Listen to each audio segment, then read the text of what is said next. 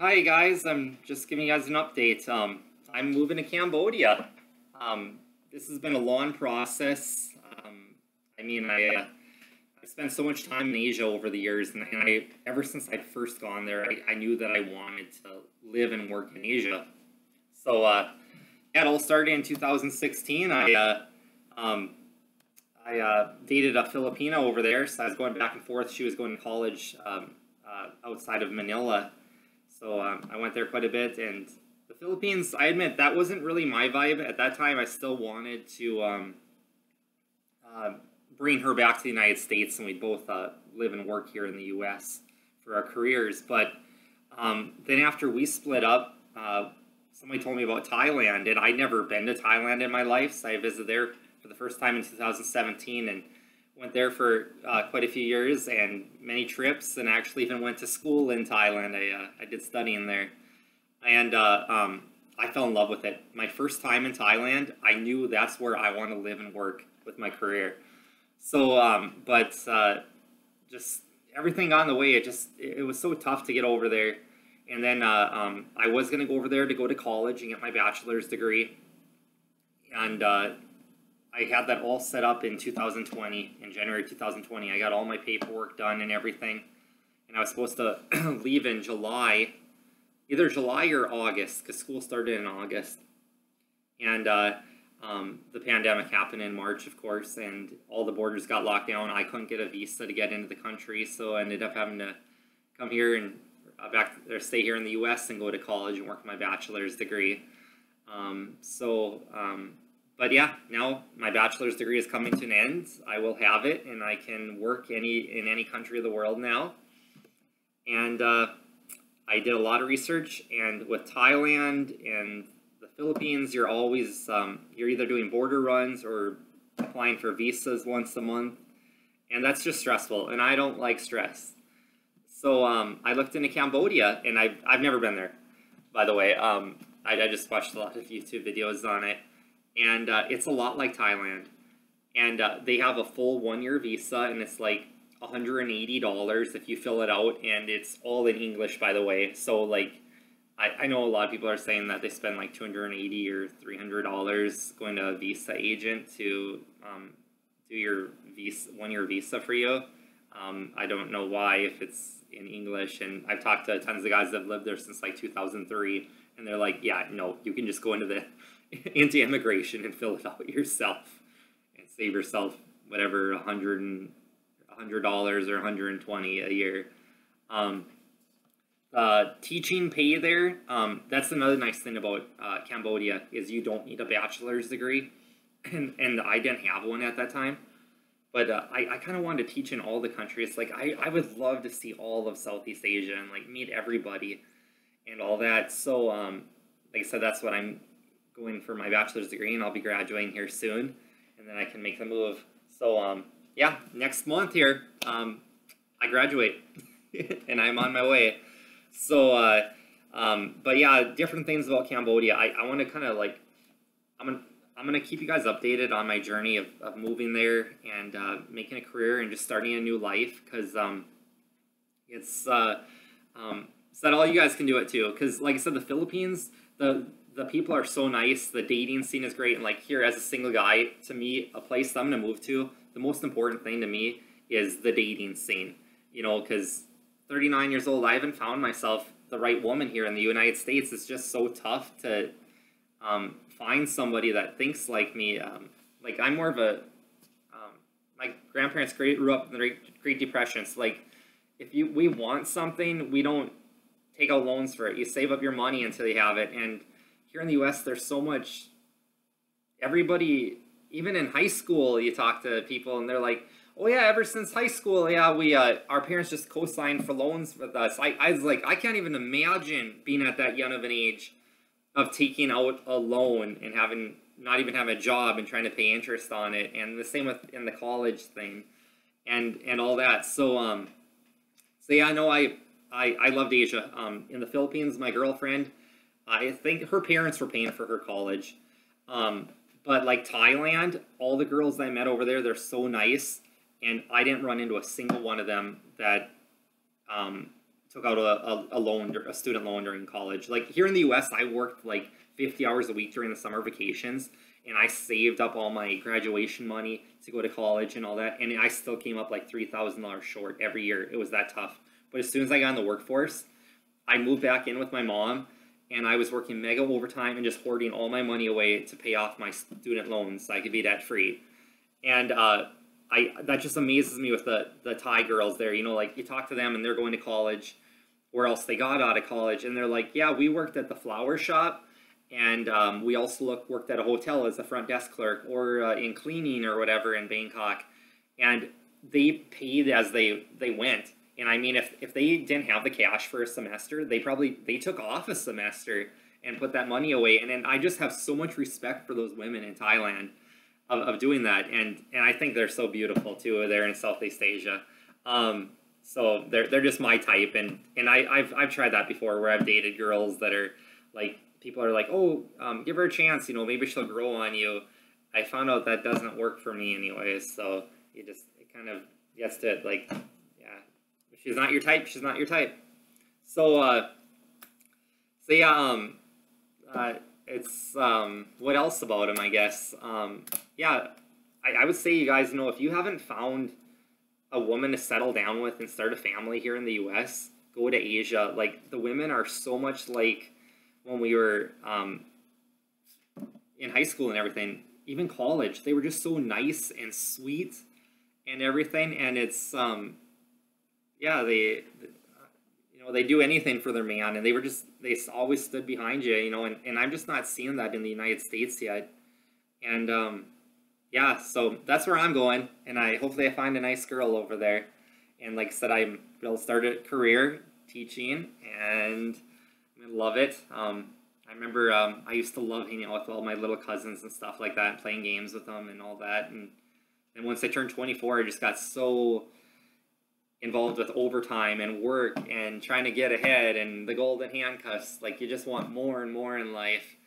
And now my brothers, they both have kids, and I got 4 nieces and a little nephew. You know, they're 5, 4, yeah, a couple 2-year-olds, and the little baby was just born, and they are so fun. Like, everything is just new to them in life, and it's making me think, like, you know, I want to have kids someday, you know, and all that. So got to find that girl. And I remember when I was 31 that I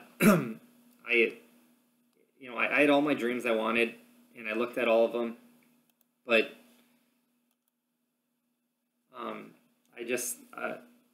I was like, the next one is the girl, and I was like, I'm gonna travel all over the world if I have to. And I searched in China, and I met a girl, but it turned out she was just kind of a selfish person. Like, she graduated the same year as me in high school, but all she cared about was herself. So that didn't work out. Then I dated a Filipina. Like I said, she was in college, and I was 31, and she was so nice, but I didn't, you know, feel those butterflies in my stomach and my heart.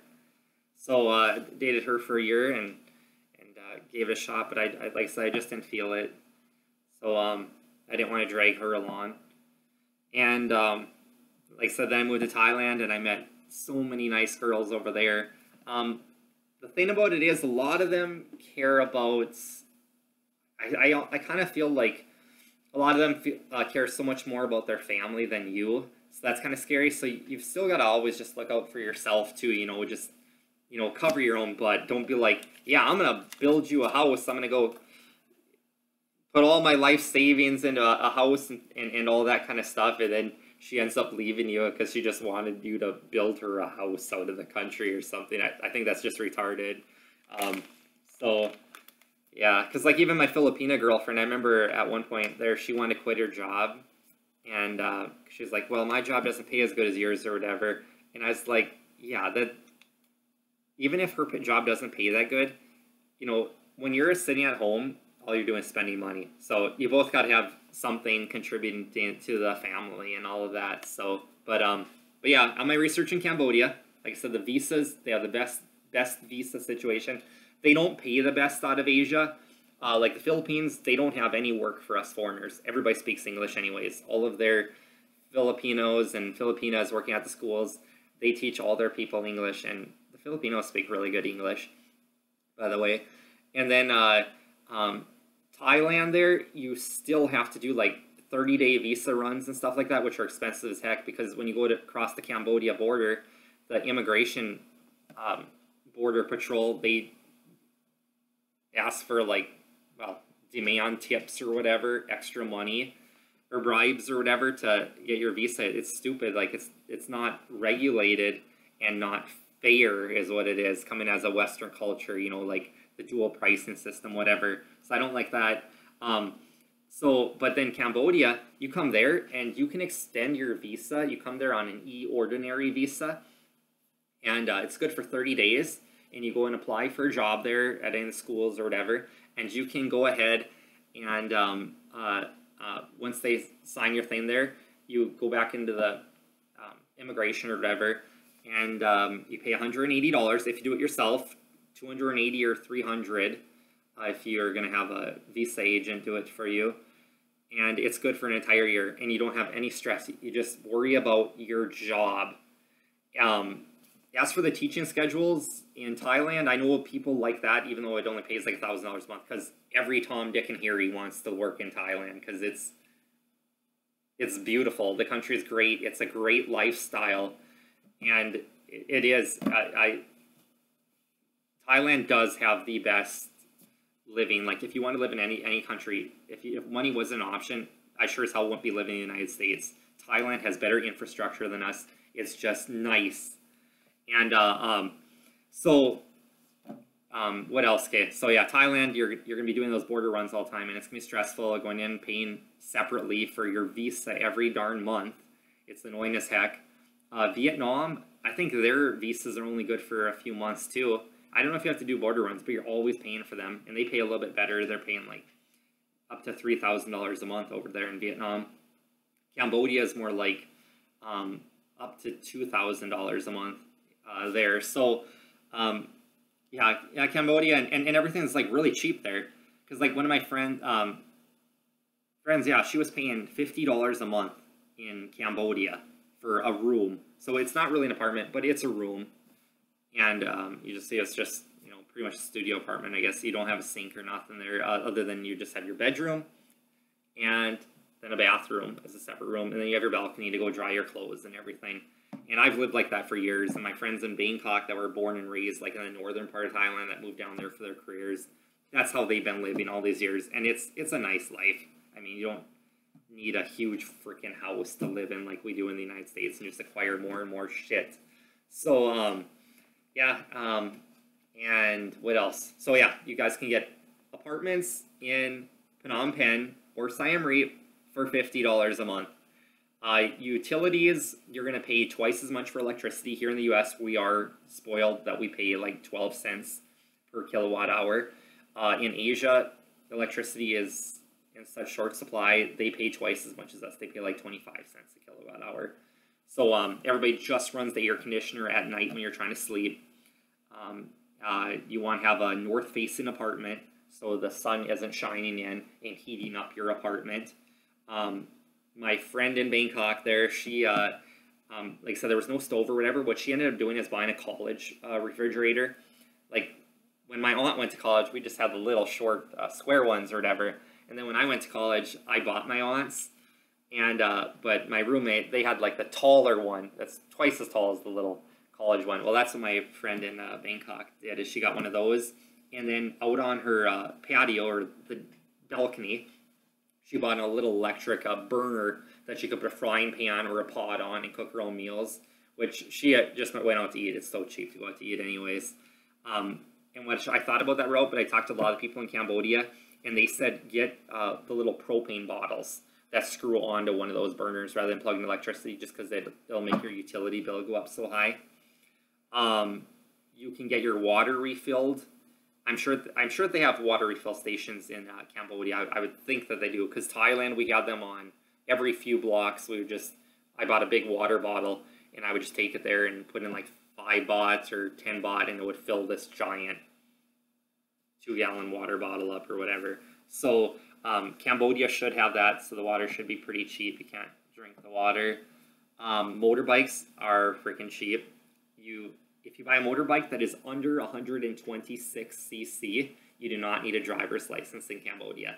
So I want to buy one of those right away because it's going to really add up hiring tuk-tuks to take me everywhere, because Cambodia does not have the public transportation infrastructure like Thailand does, where we have the train that'll take you everywhere, and then those little pickups or whatever that they take you all around. You just give them 10 baht and they make the full loop or whatever, and then you just hop on a different pickup and makes another loop or whatever. They have their designated path. They don't have that in Phnom Penh.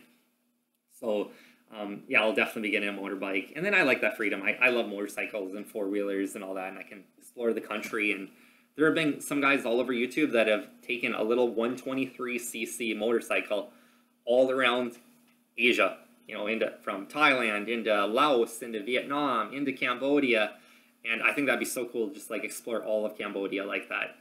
I'm sure I'll take the bus quite a bit because everybody said it's really dusty and everything is mostly dirt roads or something. The traffic is terrible and somebody might run you over, which that is scary too. But yeah, I'm sure it all depends on what hours of the day you're leaving the town to check this stuff out. And yeah, and they just have fun stuff. They have a amazing movie theater. Like, that's one of my favorite things in life. Like, I've always loved watching movies, whether it be renting them, which that's not even an option nowadays. Here in the US, like, these Redbox machines, a lot of towns don't even have them. And if you want to order a movie on demand, that's freaking stupid, where it's like $6 to $8 to rent a movie. I'll go to the darn movie theater for that price. So Thailand and the Philippines, I loved going to the movie theaters to watch the newest movies. I love swimming, going for long walks all around the cities. So Phnom Penh will be perfect for me. I've looked at like a lot of the hostels. They have swimming pools and stuff like that. I know once I get an apartment or whatever that I'm definitely not going to be paying for a swimming pool. If I feel like swimming, I will go pay to go swim at a professional place or whatever, because it's not like a person's going to swim every day. Phnom Penh, the hours are longer, because that's another thing about Thailand that people love, of why everybody moves to Thailand. They have the best hours. You work like 8 in the morning until 4 p.m. and you're done for the day. Just relax, have your weekends off. Cambodia is a little bit different story. They're my friends, they were their work started at 7:30 in the morning, and you get off at like 6:30 at night, something like that. So you're pretty much a babysitter while all the moms and dads are at work. Yeah, you're pretty much taking care of everybody's kids. So it's you don't have much of a life, but you should have the weekends off, other than like if there's some basketball camp or something that the school has that they can, yeah, try and get you to go on that or whatever. I guess if you want to keep your job here, you got to do whatever your boss tells you. But yeah, it'll be a nice life there. And the Philippines, I remember the heat was terrible. Thailand, the heat is not that bad. If you wear a baseball cap and keep the heat off your forehead, and always have a bottle of water, Thailand, the heat doesn't affect the person. But people have said that Cambodia, the heat is a lot more muggy because they don't have all of the ocean front. So, but yeah, I'll see where it goes, and hopefully along my journeys, you know, living and working in Cambodia, and you know, if I don't find a nice woman there to settle down with, I'll go to work in Vietnam and maybe go back to Thailand. I don't know. But yeah, I remember growing up, I always thought that the women around Vietnam were so beautiful and all that, and I find them all very similar. But now, looking at it now, I think that was very generic, because I think the Thai women and Cambodian women look a lot alike. They all kind of are a little bit unique from each other, but now I think the Thai and Cambodia women don't really look like Vietnam women anymore. So, what else about it? I've been to, like I said, I've spent a lot of time in the Philippines, and I've spent a lot of time in Thailand. I've been to the airports in Japan many times, Hong Kong a few times, South Korea a few times. So I never got out of those airports, but I kind of saw what the people looked like and how everybody acted and everything. And yeah, just seems like that Southeast Asia is my area. And by the way, Indochina is where I'm going to live and work. And Indochina is actually a peninsula. So if anybody ever says that, it is composed of it's composed of 6 countries, and the 3 that come to mind of all foreigners are Thailand, Vietnam, and Cambodia. It's because they all sit right next to each other. And then sitting up on top of them is Myanmar, which was formerly Burma, which they have a lot of war going on, stuff like that, killing their own citizens too. You don't want to go there. And then right next to them on top there is Laos, which doesn't look like they have much for infrastructure. It looks kind of boring, honestly, but I probably will check it out. And then at the very bottom, below Thailand, Cambodia, and Vietnam, is Malaysia. So those are the 6 countries of Indochina, and just beautiful women there. And like I said, hopefully I find a nice woman. I hope all you guys find a nice woman over there too, because they're just so sweet and caring. And yeah, nobody deserves to be alone, you guys. And yeah. All right, take care, and I will keep you guys updated on my journey of when I go to find a motorbike and when I go to find an apartment, so you guys can't buy the cheapest, because I'm very conservative. And as you guys will see on my YouTube channel, if you guys subscribe and follow, I like to save people money. So I have a degree in diesel technology, so I am a mechanic and I fix all my own stuff. It's been years since I've hired contractors or repair people, and yeah, it's more the simple life there, you know. So yeah, just make everybody self-sufficient, because back in the olden days, the United States, our economy was more on agriculture and manufacturing. But nowadays, 80% of the U.S. economy, which I'm learning in college right now, is the service industry. And if you think about the service industry, do you really need it? I mean, you're acting like some rich snob that has to pay somebody to cook your own meals. It's probably been a year since I've ate at a restaurant. I cook all my own meals. It's like not necessary. So it kind of explains why the United States is where it's at, where just people are screaming that they don't have enough money and everything, that they can't put food on the table. It's because people are spending money on stupid shit. I mean, when I was in college, none of us kids had the first time anyways, none of us had owned a cell phone. I mean, it wasn't necessary. But now I realize that for your SMS messaging to get into your college, check your email, which I'm doing right now, you need one. But I think a track phone would be fine, or like Google Fi or something like on that order. So, all right. Yep, like, subscribe if you guys like it, and I'll keep you guys updated when I make the move here in December to Cambodia for my new chapter of my life. And I worked very hard for this to be here and saved to move there, and I already bought my plane ticket, which that went up a lot, by the way. I paid $1,500 for a one-way ticket to Cambodia, and I used to pay less than $1,000 for a round-trip ticket to Thailand before the pandemic. So this is what the pandemic has done to all of us. So, all right, take care, you guys.